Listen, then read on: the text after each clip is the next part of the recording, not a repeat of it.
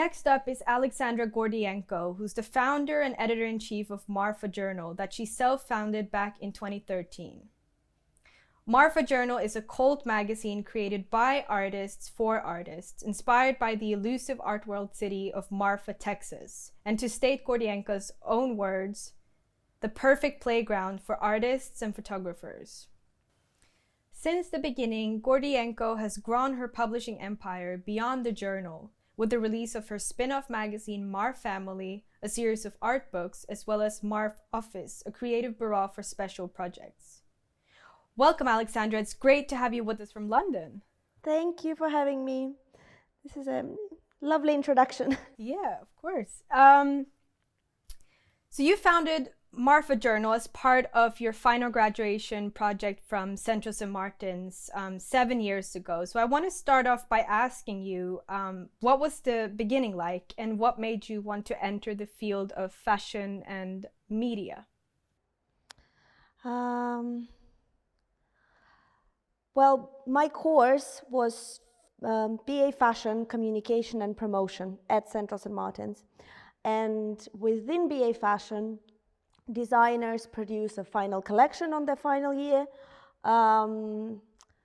Fashion history and theory students do a thesis, and we do a thesis and a magazine. So in a way, my education was perfect path for me to be doing what I'm doing today.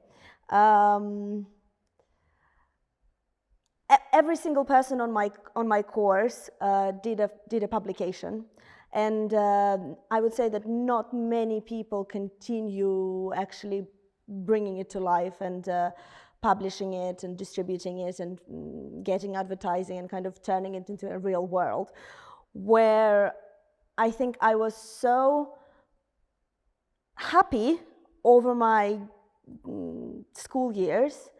I was having so much fun, and I really wanted for the world to see it. And in a way, publication was like an outlet for all my friends and myself to celebrate what we were doing at the time.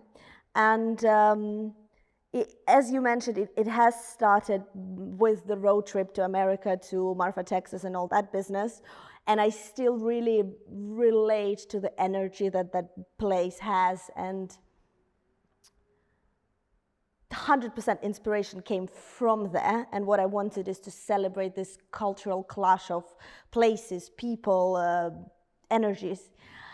But today, I won't say that there is much relevance to that tiny city in Texas of 2,000 people who live there. I haven't been in a few years, but I feel like these energies we try to still have within the project that we work on. And yeah, I'm happy that I continued working on it. I couldn't really see what else I could do. That's how it came about. But yeah, I've been really having a lot of fun and continue to. And I think the idea of the publisher today is interesting because, you know, so much of what we do every day, you know, as people using Instagram, having a social media persona, creating a universe around ourselves, you know, on the internet, you know, I think that's changed a lot of the ways that we see, you know, or define, you know, the publishing position today. What do you think it means to be a publisher today? You know, 7 years ago there was Instagram, but it wasn't as overpowering as it is today. So I feel like maybe if I was a student today, with Instagram being so important, I don't know if I would have made a magazine. Maybe yes, maybe no. But at the time, making a magazine was really an outlet for me, for the world to see what I like and what my friends like and meet people who we wanted to meet. Today you can direct message somebody if you want to make friends with them. At the time, it was, I mean, it wasn't that long ago, but it now feels, at the time that was really different. Independent publisher. I feel like I have won a lottery with this. I feel like I have access to so many, and not only me, all our community. We have access to so many incredible places and people, and I don't know. I feel like if you're not lazy, you can just really with the platform like this, I don't know, get yourself in so many interesting situations. So I feel like to me, being a publisher is that you just have this unquenchable source of everything. And yeah, I think that's what it is for me. Yeah, and I think media has certainly changed, over the past 7 years a lot, with the upsurgence of the internet and digital media and so on. I'm curious if you read magazines yourself, and which ones. I flick through magazines. I feel like I come into a newsstand and all my friends always laugh at it, at my speed of looking at the magazines. I just look at them, but I never really give myself time to really read them or really, I don't know, because I think you can get carried away if you look at other people's work. You somehow unwantingly can get influenced by that. So I really try not to read magazines, to stay true to what I am doing. But yeah, I try to have a sneak look always. And I don't know, there's just so many books and movies that we haven't seen, and I feel like with magazine, it kind of became my job, so I would be getting all the aesthetical part of my education now through movies or books or things like that, not through magazines. I mean, and Instagram really, I feel like there are two types of magazines today. There are magazines like Dazed and ID, in a way Vogue, which is really today, things that are really happening and information that is timely, But there are magazines like, I hope what I do, it's not really about, it's not going to give you the latest update on XYZ. It's more aesthetical, it's more kind of falling into somebody's pond of taste, somebody's, coming into somebody's party. So yeah, I feel like, in a way, I feel like that's what I hope people come to us for, and I would go to movies and books for that today, not to other magazines. What does your position as editor-in-chief of Marfa Journal entail? And do you, is a big part of your position creating content? It has been 7 years, but it still is very hard to maintain doing what we are doing financially. Somehow it's maybe harder because when you start as a student, you can do everything from your kitchen, from your friend's kitchen. Nobody expects, and everybody wants to help. And I feel like as you grow, people's expectations and demands grow with you, and financially you not necessarily catch up. Now with Corona, things really changing. We had very successful grow in our advertising and special projects, and with Corona it suffered a lot, and I'm really looking forward and excited to see how it's going to change in March. But I feel like, yeah, going back to what my role is in the publication, we are a tiny team. I have a most wonderful managing editor, Jody, who works with me, and the rest of the team is my classmates. So it's still the people who I've started it with. They all have some sort of other jobs going on, and they all we all come in together to continue with the, making the magazine and maintaining what we've been working on all this time. It's still, in a way, maybe that's why it's working and that's why it's exciting for everybody still, because it isn't a full-time project for all my classmates, So for me, with a handful of people, we deal with all the boring part of it, and then, the creative part of it is done solely because people want to be involved.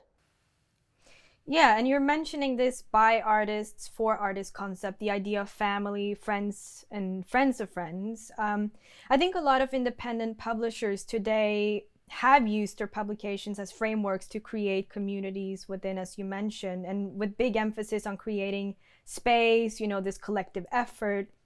And the Marfa issues always have a very particular curation or juxtaposition of people and of talent. How do you go about selecting people you choose to work with, and how important are they to you and the publication's voice? I mentioned already, when it started, it was, I don't know, it was people who you and your friends are fans of, people who you are curious to meet, and publication allows you to, it really is a personal portfolio of people and characters who are interesting to us, I guess. Yeah, I won't say that we would ever feature anybody who we don't like, who we just feel like is important today, because I feel like the other publications who are responding to the zeitgeist, they would be talking to those people. For us, it's more finding characters from the past who could be forgotten, could be overlooked, and it's also about, sorry, I'm jumping up from one idea to another. It's also about the mixture of people and the clash of people. So if you're putting a 75-year-old writer next to a new face, next to my grandma, and next to Jodie's boyfriend, and next to an art critic, then together it creates that energy. And probably if those people weren't next to each other, it wouldn't have created as much of an impact. So I feel like it's not really about each character individually, it's about how together, what message they create next to each other, if that makes a sense. Totally. And this also leads me on to my next question, because Marfa Journal feels very cinematic in a way, very narrated. I think it has a very precise storytelling through, image making, art direction, text. Can you briefly walk us through the different, themes that you explore in the different issues? Well, storytelling is all Ross. Ross Aston, who works with me, who we went to school together. He's a writer, and he has just a beautiful way of talking, and all the jokes that we have in my friendship group, he's capable of turning them into the most flowery written, the most enticing stories. And really, that language inspires the issue. So we started with Marfa Journal, which was more like a diary-based publication. It was really a portfolio of photographs and encounters that happened in 6 months in the life of my friends and me. Then from that kind of a more diary approach, we decided, everybody grows, and I feel like with us too, the art direction, the concept of it, everything has to be moving forward. So after the 7 issues of Marfa Journal, we got a bit bored, so we wanted to experience some new kind of the journey of the different formats of the publication. So we started with Marfa Journal, which was more diary.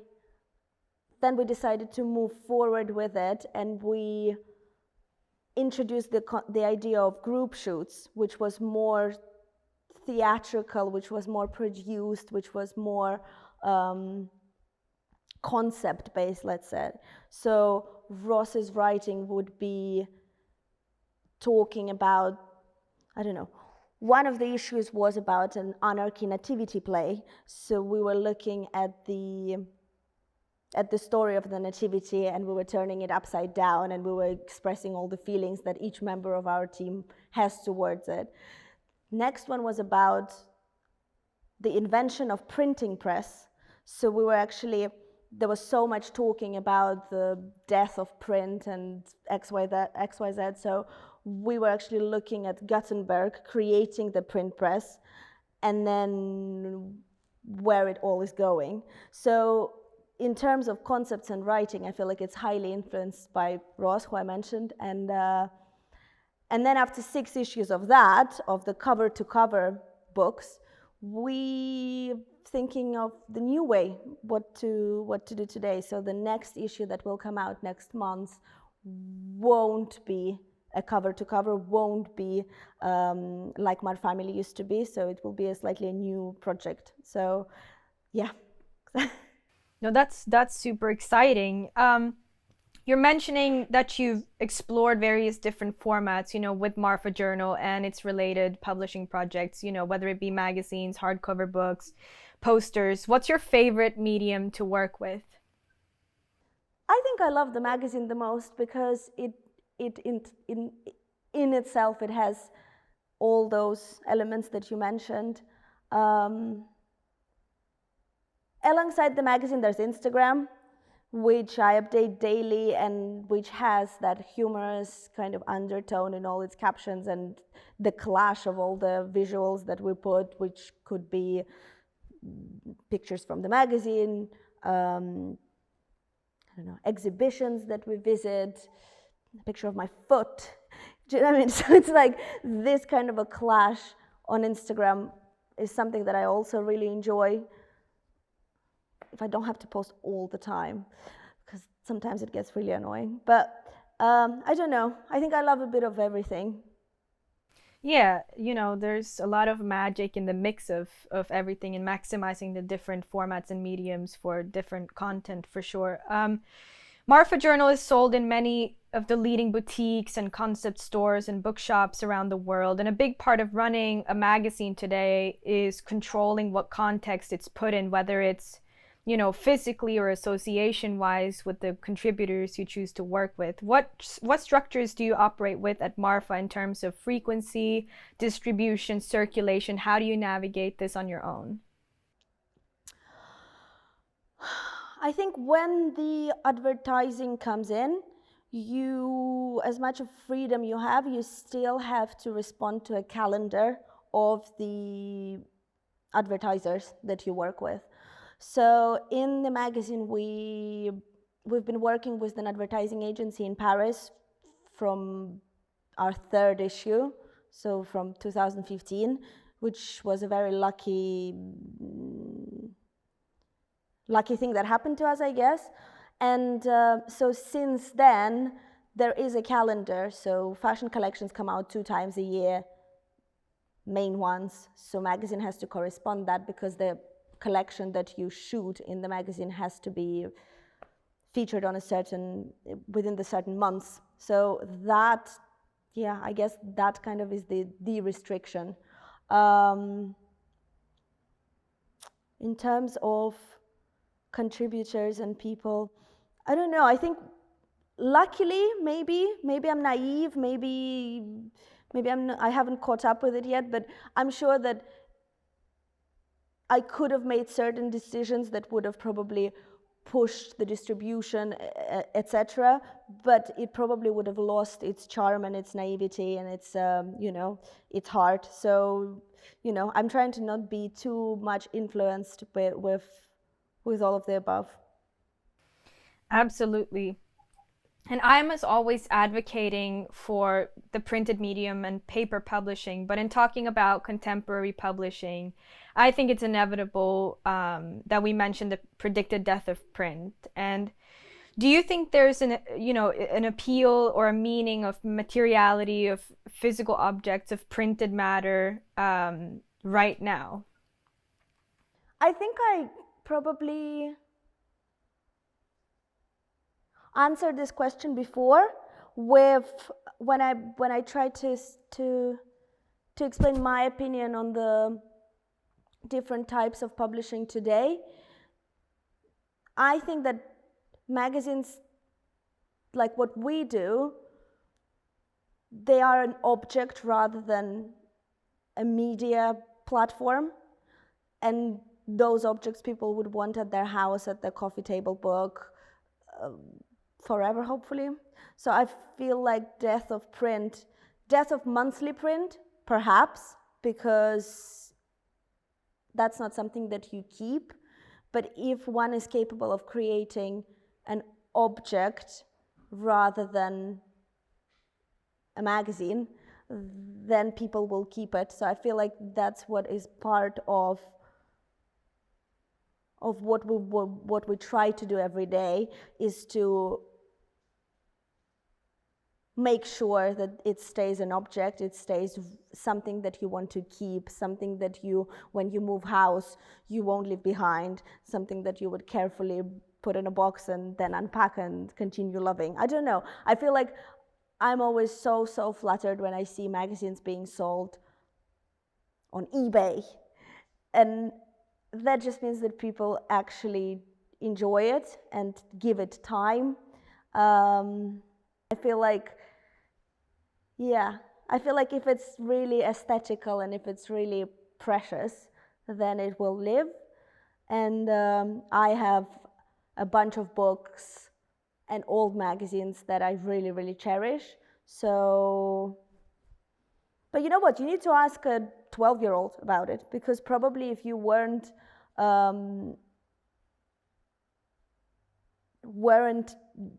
kind of attached to objects like magazines and books, and you grew up with an iPhone and an iPad and a computer, probably you would have different attachment to those things. I don't know. I definitely love my books. Yeah, absolutely. And I think, young people today, see the printed medium and physical objects as some sort of like antidote to this like fast-paced media cycle and this, instant and saturation of content online, and something of like a luxury product like you mentioned.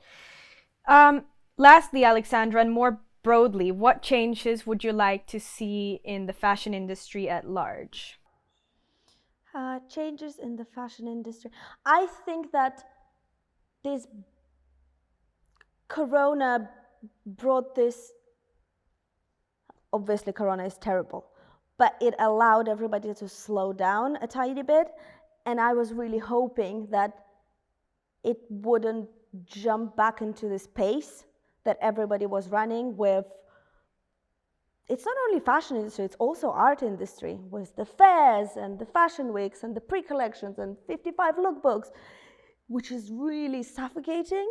So I really hope that, I don't know, this kind of restart that we got since the lockdown, it would make people think twice before creating unnecessarily imagery and unnecessarily events and so slow down. The conversation is already ongoing, but the sizing of samples in the fashion industry is something that I feel strongly about. I feel like that's something that we should be mindful of. And I don't know, there's so much going on in the world today. 2020 is really about speaking out, and I feel like in the fashion industry, it's really, everybody's trying to speak out, but then you see a lot of really backwards elements of it still. So I'm just hoping that it kind of continues to go hard and forward, and Yeah, Well, thank you so much, Alexandra, for taking the time to have this conversation today and being here with us. It was a true pleasure. Thank you. Thank you so much. Thank you for having me here. It's beautiful.